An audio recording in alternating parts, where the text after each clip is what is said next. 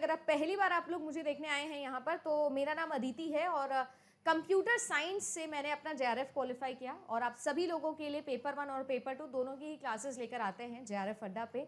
अगर आप सभी लोगों को ऐसा लगता है कि आप लोगों को पढ़ाया हुआ पसंद आता है, आप हमारे साथ में कंटिन्यू करना चाहते हैं अपनी JRF की जर्नी के अंदर, आप हमें हमारे साथ में इस पार्टिसिपेशन के साथ में आगे लेके जाना चाह रहे हैं, तो आप लोगों के लिए JRF अड्डा के ऊपर आपके सारे कोर्सेज भी आते हैं, आपकी सारी टेस्ट सीरीज भी है जो इस वक्त अवेलेबल है। तो अगर आप लोग बाय करना चाहते हैं तो आपके लिए सारी की सारी चीज़ें अवेलेबल है।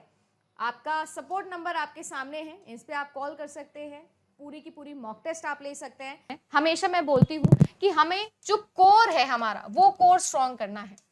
कोर के अंदर कौन कौन सी यूनिट आती है? आपकी कंप्यूटर नेटवर्किंग आती है, हमारा डेटाबेस मैनेजमेंट सिस्टम आता है और architecture, organization and operating system जैसे यूनिट्स आते हैं, डिस्क्रीट मैथमेटिक्स, डिजिटल इलेक्ट्रॉनिक्स जैसे टॉपिक्स आते हैं। ये हमारी कोर यूनिट है। एंड देन हमारा कंपैरिजन करें अगर हम टीओसी कंपाइलर वाले टॉपिक्स से, हमारे डा वाले टॉपिक से, तो ये वाले टॉपिक्स बहुत ज्यादा प्रायोरिटी रखते हैं आपके एआई वाले पोर्शन से। बट बच्चे का क्या एक माइंडसेट सेट हो गया है, जो चीज आपको नहीं आती है ना, वो चीज आपको ज्यादा ऐसी लगती है कि यार इसमें से ज्यादा आया है। तो मैं आज सबसे पहले तो आपको ये भ्रम तोड़ देती हूँ कि ऐसा नहीं है कि इसमें से सबसे ज्यादा आया है, पर सबसे ज्यादा आउट ऑफ द बॉक्स है, सबसे ज्यादा ना सॉल्व होने वाले क्वेश्चन आपको यहाँ से मिलते हैं, इसीलिए ये डिफिकल्ट हमको लगता है। तो मैं आपको ये बोलूंगी अपना टारगेट सेट करो और अपना यूएसपी पहचानो। अगर आपको लगता है कि आपका ऑपरेटिंग सिस्टम स्ट्रॉन्ग है तो उसको स्ट्रॉन्गेस्ट बनाओ। अगर आपको ऐसा लगता है कि टीओसी कंपाइलर मेरा वीक है तो कोशिश करो उसको अच्छा बनाओ, क्योंकि जो कोर है उसमें से क्वेश्चंस आने की गारंटी है। एटलीस्ट ये 50 टॉपिक हमको पढ़ के जाने हैं। सबसे पहली बात, हमारा जो सबसे पहला यूनिट में यहाँ पर आप लोगों को बोल रही हूँ कि आपको कवर करना है, वो है आप लोगों का ऑपरेटिंग सिस्टम। और ऑपरेटिंग सिस्टम के टॉप 5 टॉपिक्स है पेज रिप्लेसमेंट एल्गोरिथम। सबसे ज्यादा क्वेश्चन जितने आप लोगों के प्रीवियस ईयर में बने हैं ना, मैं उस प्रायोरिटी वाइज बता रही हूँ। अभी रिसेंटली मैंने आपके पिछले 10 साल के पेपर सॉल्व करवाए हैं, तो आपको पता है अभी रिसेंट में ही करवाए। इग्निशन बैच जिस बच्चे ने लिया होगा उसको पता होगा, जो भी यहाँ पर है इग्निशन बैच वाला वो बता देगा आपको। 10 साल के 2014 से मैंने पेपर सॉल्व करवाए हैं 2023 दिसंबर तक के, और सब में जो मुझे टॉप टॉपिक्स लगे वो मैं आपको यहाँ पर लिस्ट करवा रही हूँ।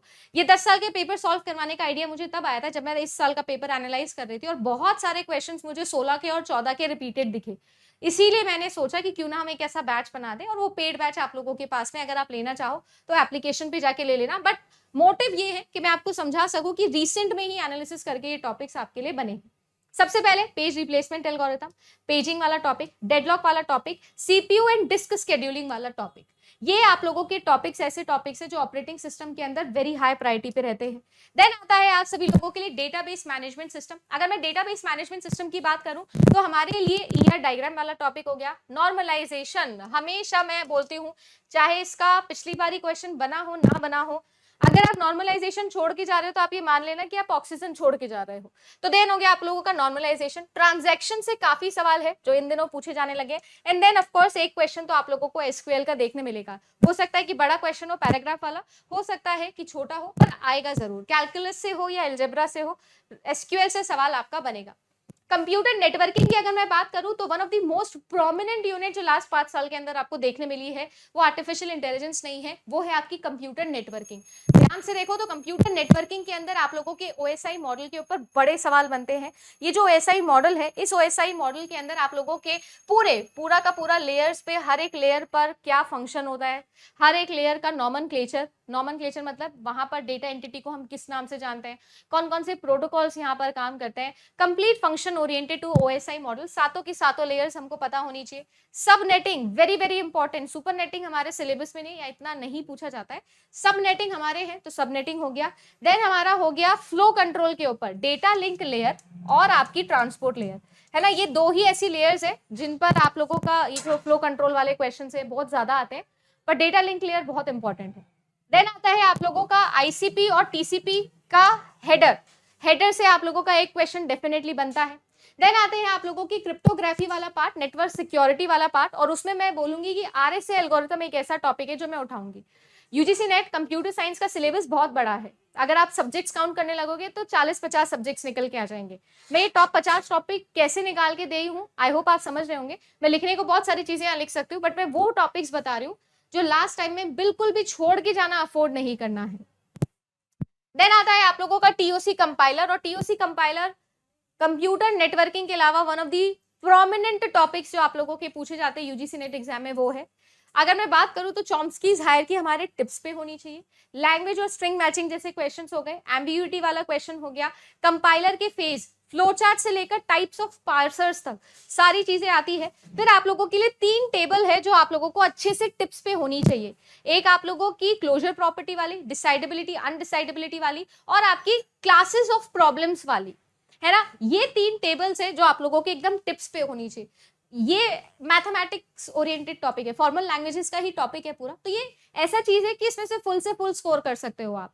देन आता है आप लोगों का कंप्लीट तो नहीं बोलूंगी बट मेजॉरिटी आपका थ्योरी वाला यूनिट, जिसमें मेजॉरिटी थ्योरी पार्ट होता है। तो आप लोगों का SDLC हो गया, ठीक है, आपका टेस्टिंग हो गया, देन आप लोगों के सॉफ्टवेयर मैट्रिसेस हो गए, मेंटेनेंस और अवेलेबिलिटी के ऊपर न्यूमेरिकल हो गया, आपके कोकोमो मॉडल और फंक्शन पॉइंट हो गया, ठीक है, साइक्लोमेट्रिक कॉम्प्लेक्सिटी टेस्टिंग में ही आ जाएगा ऑल्दो, बट मैं बता रही हूँ कि यहाँ से क्वेश्चंस बहुत ही ज्यादा आप लोगों के पूछे जाते हैं, है ना। एक ऐसा यूनिट जो मैं कहूंगी कि बड़ा ही एब्रप्ट यूनिट है वो सॉफ्टवेयर इंजीनियरिंग ही है, क्योंकि ज्यादातर चीजें थ्योरी है ना, तो आप लोगों को थ्योरी के आसपास ही घूमना पड़ता है।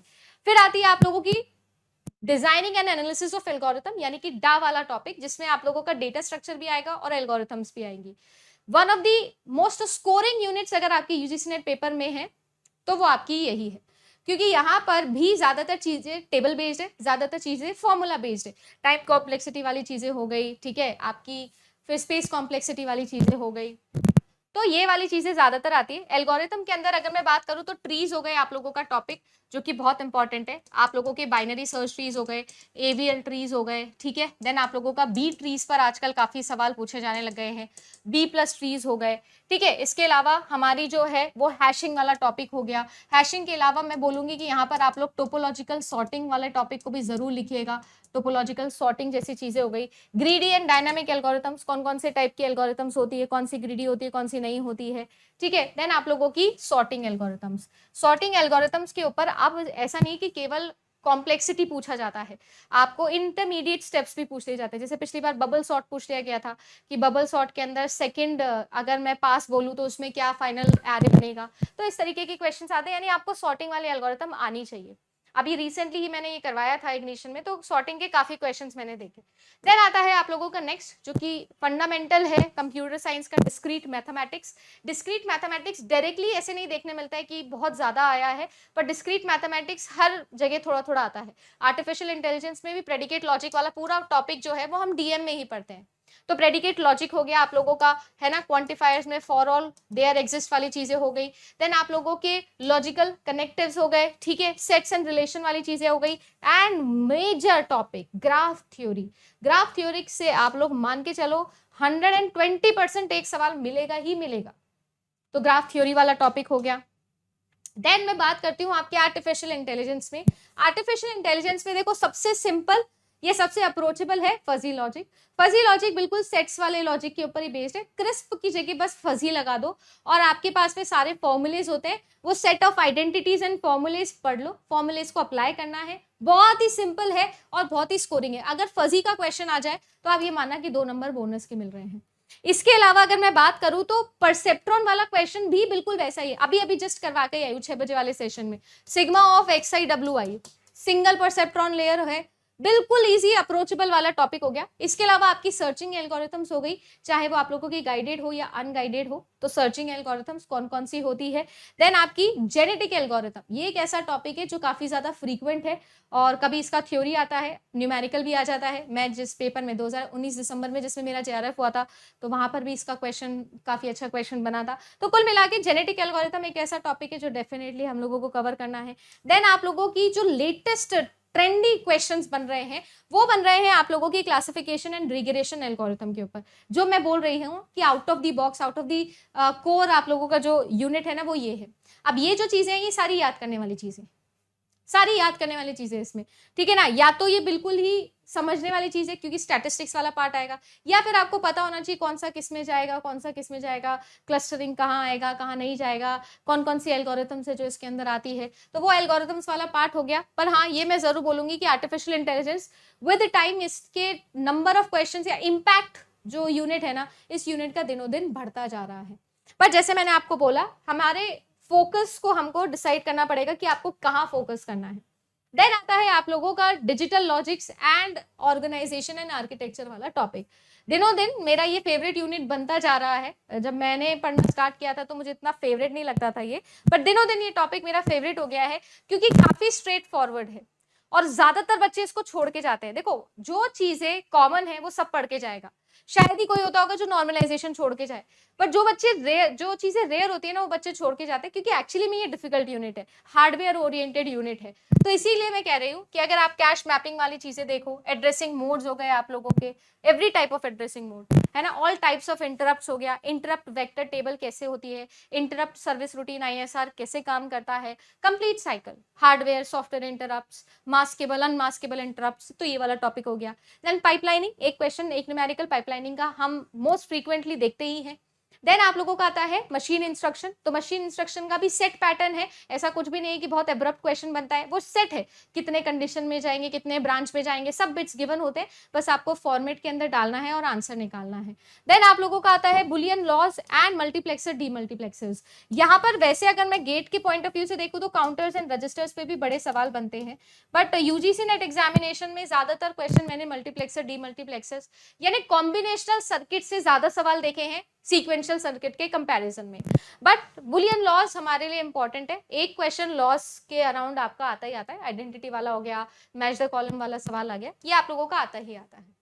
ठीक है, ये भी काफी आपकी अच्छी स्कोरिंग यूनिट हो सकती है अगर आप पढ़ के जाओ तो। देन आती है एक ऐसी यूनिट जो मुझे लगता है कि छोड़ के जाते हैं, बहुत सारे बच्चे छोड़ के जाते हैं, क्योंकि ये प्रोग्रामिंग के साथ में आती है, कंप्यूटर ग्राफिक्स वाला पार्ट। कंप्यूटर ग्राफिक्स के अंदर सबसे इंपॉर्टेंट चीज लाइन ड्राइंग एल्गोरिथम, ब्रेजनहेम जिसपे सबसे ज्यादा फेमस है ना, या DDA आपकी हो गई, दोनों हो गए। देन आप लोगों का ट्रांसफॉर्मेशन, वेरी वेरी इंपॉर्टेंट, ठीक है ना। ट्रांसफॉर्मेशन में दोनों टाइप के ट्रांसफॉर्मेशन, आपके बेसिक भी और आपके एडवांस भी। ट्रांसफॉर्मेशन के अंदर इंटीग्रेटेड वाले क्वेश्चंस बनते हैं, दो या दो से ज्यादा ट्रांसफॉर्मेशन एक साथ करवा के फिर आपसे न्यूमेरिकल बेसिस पे सवाल आता है, ज्योमेट्री का क्वेश्चन है। देन आपके प्रोजेक्शन हो गए, पैरेलल हो या पर्सपेक्टिव हो, दोनों ही टाइप के प्रोजेक्शंस। देन आपकी आती है क्लिपिंग एल्गोरिथम, और क्लिपिंग के अंदर भी अगर मैं बात करूं तो पॉलीगन सबसे ज्यादा आपकी ऐसी है जो पूछी गई है पिछले 2-3 सालों में अगर सवाल देखो तो। बट हाँ, ये जरूर है कि आप लोगों की स्कैनिंग एंड क्लिपिंग के अंदर हम लोग अच्छे से जानते हैं कि कुछ सेट पैटर्न्स है जिस पर सवाल पूछे जाते हैं, तो ये भी काफी अप्रोचेबल और काफी ज्यादा स्कोरिंग हो सकता है। इसमें वैसे ही कोर्स बहुत लिमिटेड है, ज्यादा लंबा कोर्स है नहीं इसका, तो इसके ये जो 5-6 टॉपिक्स है ये भी अगर आप करके चले जाते हो तो आपका वैसे ही ग्राफिक्स पूरा हो जाएगा।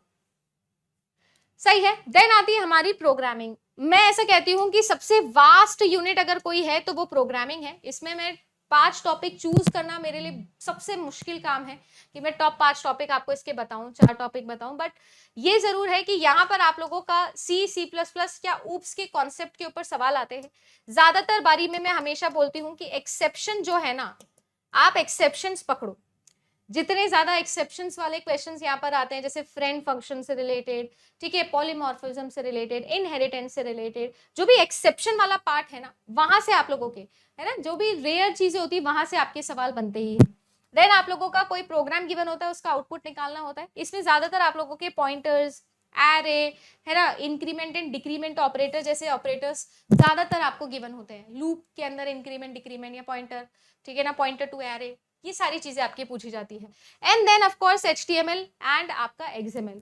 वैसे तो ये यूनिट और भी बहुत बड़ी है, CSS भी आता है इसके अंदर, यानी कुल मिला के सारी चीजों को थोड़ा थोड़ा टच किया जाता है। आज का कोर कंटेंट यही था कि मैं आपको 50 टॉपिक्स बता सकूं। अपने लेवल पर भी इनको जरूर रिवाइज करना स्टार्ट करिए। सबसे बेस्ट तरीका ये है, टॉपिक पढ़ो, उसका प्रीवियस ईयर क्वेश्चन निकालो, अगर वो क्वेश्चन निकल जाता है तो अच्छी बात है, नहीं निकलता है तो दोबारा से जाके टॉपिक को रिवाइज करो और ट्राई करो कि वो क्वेश्चन आपसे निकल जाए, आंसर देख के नहीं, बिना आंसर देखे। हम क्योंकि CS वाले तो हमको ज्यादा इंटरनेट यूज करना आता है, तो हम जैसे ही क्वेश्चन पढ़ते हैं और कहीं भी अटकते हैं तो हम सीधा जाते हैं गूगल पे और उसका आंसर ढूंढने लगते हैं। तो मैं आपसे बस यही रिक्वेस्ट करूंगी कि don't do it, please try to solve it yourself. मेरे यहाँ सॉल्व करने से या गूगल पे आंसर्स मिल जाने से भले ही आपको उस वक्त उस प्रॉब्लम का सोल्यूशन मिल जाएगा, पर जब आप एग्जाम सेंटर पे जाओगे, 3 घंटे बैठोगे, वहां पर आपको इंटरनेट या मैं नहीं मिलूंगी। तो ये कोशिश करनी है कि हमें अपने आप को डेवलप करना है, अपना IQ ऐसा बनाना है कि हम क्वेश्चन पे हमारे कॉन्सेप्ट को अप्लाई कर सके। Please do not be dependent on the solution. Be dependent on the concept कि उस क्वेश्चन का सोल्यूशन कैसे आया, इस पर हमको फोकस करना है और अपना माथा लगाना है। पहले पूरी माथा पच्ची खुद की करनी है, फिर सोल्यूशन देखना है। ठीक है जी।